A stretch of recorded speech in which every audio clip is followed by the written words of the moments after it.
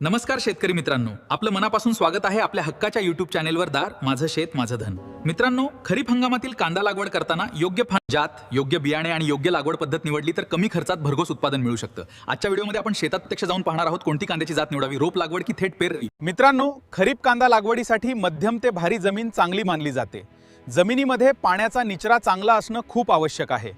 खरीप कांद्यासाठी योग्य जाती निवडणे खूप महत्त्वाचे असते. भीमा सुपर, भीमा शक्ती, N53, बसवंत 780 या जातींना रोगप्रतिकार शक्ती आणि उत्पादन क्षमता चांगली असते. पेरणीपूर्वी बीज प्रक्रिया करणे खूप गरजेचे आहे. यामुळे बुरशीजन्य रोग कमी होतात. आता आपण रोपवाटिका तयार करणार आहोत. गादी वाफ्याची रुंदी 4 फूट, उंची 15 ते 20 सेंटीमीटर. गादी वाफ्यामुळे पाण्याचा निचरा चांगला होतो. 45 ते 50 दिवसांचे रोप लागवडीसाठी योग्य असते. रोपातील अंतर 10 सेंटीमीटर, ओळीतील अंतर 15 सेंटीमीटर ठेवा. ठीक आहे साहेब. थेट पेरणीमध्ये मजुरी कमी लागते, पण योग्य अंतर ठेवणे खूप महत्त्वाचे आहे.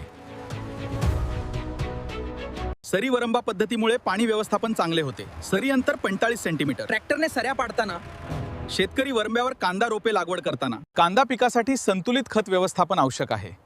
शेणखत, DAP, युरिया, पोटॅश जास्त पाणी दिल्यास कांदा सडण्याची शक्यता वाढते. त्यामुळे हलके आणि योग्य प्रमाणात पाणी द्या. थ्रिप्स आणि करपा रोगामुळे उत्पादन घटू शकते. त्यामुळे वेळेवर फवारणी आणि निरीक्षण करणे आवश्यक आहे.